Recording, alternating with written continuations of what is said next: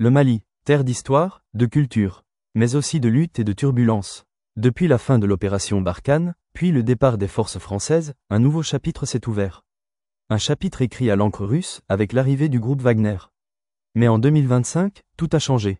Après la mort d'Evgeny Prigojine et la réorganisation du groupe, le partenariat militaire a été remis en question. Que reste-t-il aujourd'hui de cette alliance? Le Mali peut-il encore tenir face aux menaces djihadistes? Quelle est la stratégie de Bamako pour assurer la stabilité sans Wagner ni l'Occident? Dans cette vidéo, nous allons plonger dans le cœur d'un enjeu africain majeur. Car ce qui se joue au Mali dépasse ses frontières. C'est l'avenir du Sahel, de l'Afrique de l'Ouest, et peut-être de l'influence mondiale sur le continent qui se dessine ici.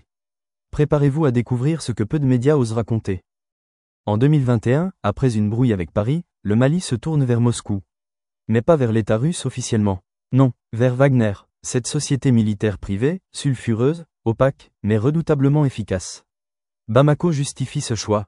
Reprendre le contrôle des zones abandonnées par Barkhane, lutter contre les groupes djihadistes, restaurer la souveraineté.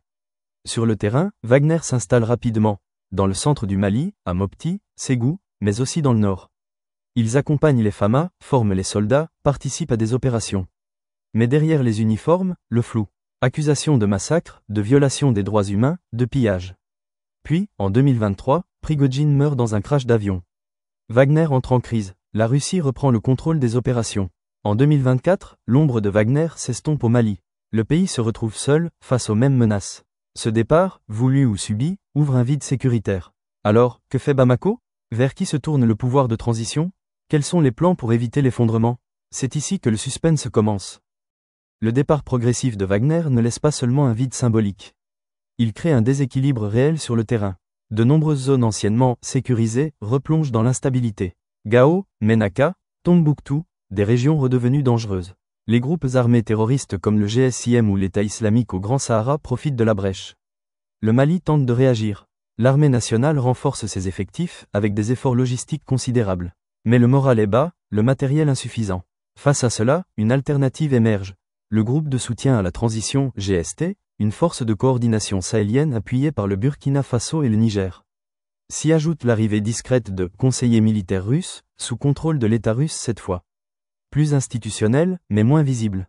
À côté, certains rapports font état de discussions avec la Turquie et l'Iran pour obtenir des drones, des équipements ou des formations.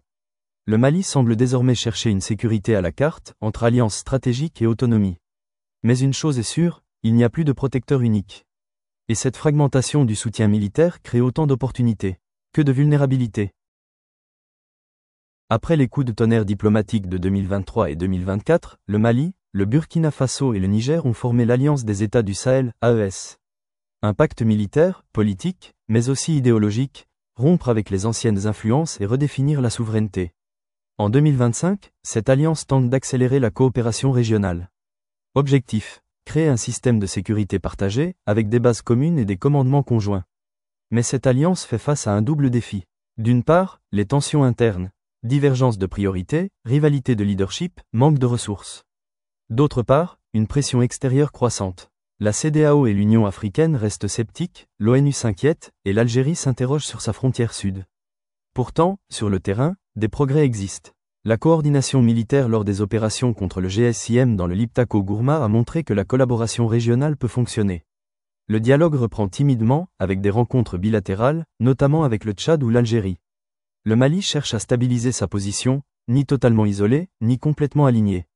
Il veut bâtir sa propre voie. Mais le temps presse, car les groupes armés, eux, n'attendent pas. L'après-Wagner, c'est aussi un défi économique colossal. Le Mali, déjà éprouvé par des années de sanctions et d'instabilité, doit maintenant financer seul une partie de sa sécurité. En 2025, plus de 25% du budget national est alloué à la défense. Une somme gigantesque pour un pays où plus de 50% de la population vit sous le seuil de pauvreté. Les investissements dans les secteurs vitaux, santé, éducation, agriculture, sont mis de côté. Résultat, les tensions sociales s'aggravent. Les enseignants entrent en grève, les hôpitaux manquent de médicaments. Parallèlement, les échanges commerciaux avec les pays voisins, autrefois fluides, sont ralentis par l'instabilité. Même l'or, principale ressource du Mali, commence à être impacté. Les exportations souffrent des routes peu sûres et des tensions politiques. Mais tout n'est pas noir. Le Mali mise sur le numérique et l'agriculture sahélienne pour se relancer. De jeunes entrepreneurs émergent dans les villes moyennes. Un réseau de petites coopératives agricoles tente de nourrir localement les villes assiégées par l'insécurité. Un fragile équilibre entre guerre, survie économique et espoir d'un rebond. Derrière les stratégies géopolitiques, ce sont des millions de Maliens qui vivent la guerre au quotidien. En 2025, on estime que plus de 500 000 personnes sont déplacées à l'intérieur du pays. Des familles entières fuient les zones de conflit vers des villes déjà saturées, Bamako, Ségou, Mopti. Les ONG parlent de « crise humanitaire silencieuse ». L'attention internationale a diminué, les aides sont moindres et le gouvernement peine à répondre. Mais les Maliens ne sont pas passifs. Des réseaux de solidarité naissent spontanément, hébergement de déplacés, jardins communautaires, radio locale d'information. Les femmes jouent un rôle clé, médiation dans les villages, éducation des enfants, maintien de la cohésion familiale. Certaines communautés résistent même à l'influence des groupes armés par des formes d'organisation communautaire autonome. Dans ce chaos, la résilience est partout. Mais elle a ses limites. Si les conditions de sécurité ne s'améliorent pas rapidement, la population risque de perdre confiance dans l'État. Et c'est là le vrai danger, l'érosion de la légitimité politique. Dans ce contexte troublé, la jeunesse malienne représente un paradoxe. Elle est à la fois la plus touchée et la plus porteuse d'avenir. Près de 70% de la population malienne a moins de 30 ans. Or, ces jeunes sont confrontés au chômage, à l'exil forcé, ou à la tentation de rejoindre des groupes armés qui promettent argent et reconnaissance. Mais une autre voie émerge. De plus en plus de jeunes se tournent vers l'innovation sociale, le numérique, l'agroécologie.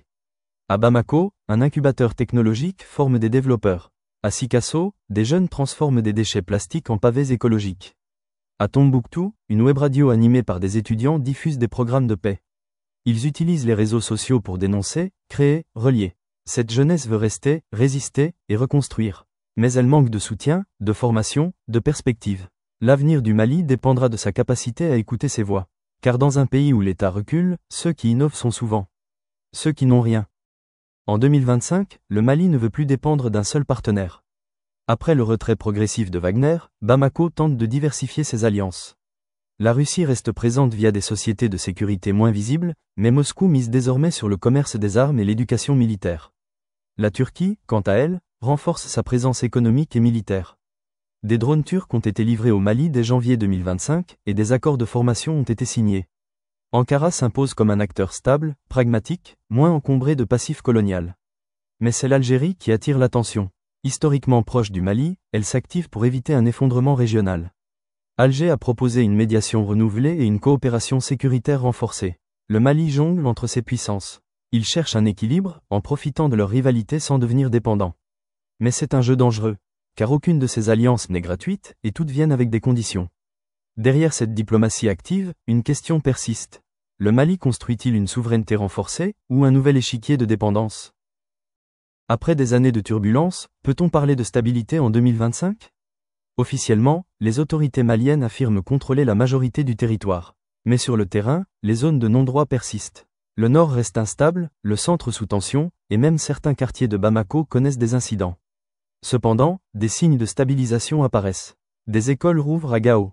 Des convois humanitaires atteignent Tombouctou. Des groupes armés signent des trêves locales, parfois éphémères mais réelles. Le gouvernement parie sur une nouvelle constitution, votée en 2024, pour refonder le contrat social. Elle promet une décentralisation accrue, une meilleure représentation des communautés du Nord, et un renforcement de l'armée nationale. Mais la stabilité, ce n'est pas seulement une question de territoire. C'est aussi la confiance. Et sur ce plan, le chemin reste long. La population doute, les jeunes s'impatientent, les partenaires étrangers observent. Le Mali est à la croisée des chemins. S'il échoue, le risque est grand de replonger dans un cycle d'instabilité chronique. Mais s'il réussit, il pourrait devenir un modèle africain de résilience post-crise. Le Mali de 2025 est un pays en transition. Ni totalement en guerre, ni pleinement en paix. Il tente, avec ses moyens, de reprendre la main sur son destin. L'après-Wagner a bouleversé les équilibres. Mais cela a aussi ouvert une nouvelle phase, celle de la souveraineté assumée, des choix difficiles, et d'une diplomatie plus indépendante. Le peuple malien, malgré les épreuves, reste debout. Les femmes, les jeunes, les leaders communautaires, les artistes, les agriculteurs. Tous jouent un rôle. Ils ne veulent plus subir l'histoire, ils veulent l'écrire. La communauté internationale, elle, doit changer de regard. Moins d'injonctions, plus d'écoute. Moins d'assistance ponctuelle, plus de partenariat durable. L'avenir du Mali ne se décidera ni à Paris, ni à Moscou, ni à Ankara. Il se joue à Bamako, à Tombouctou, à Kayes. Rien n'est garanti, mais une chose est sûre, le peuple malien, lui, n'a pas dit son dernier mot. Merci d'avoir regardé cette vidéo jusqu'au bout. Si vous êtes arrivé ici, c'est que le destin du Mali vous interpelle autant que nous. Nous venons de traverser ensemble les enjeux majeurs qui redessinent l'avenir d'un pays stratégique pour l'Afrique et au-delà. La fin de Wagner n'est pas la fin de l'histoire. C'est peut-être le début d'un nouveau chapitre. Un chapitre où le peuple malien reprend la parole, où les alliances se rééquilibrent, où l'Afrique affirme sa souveraineté.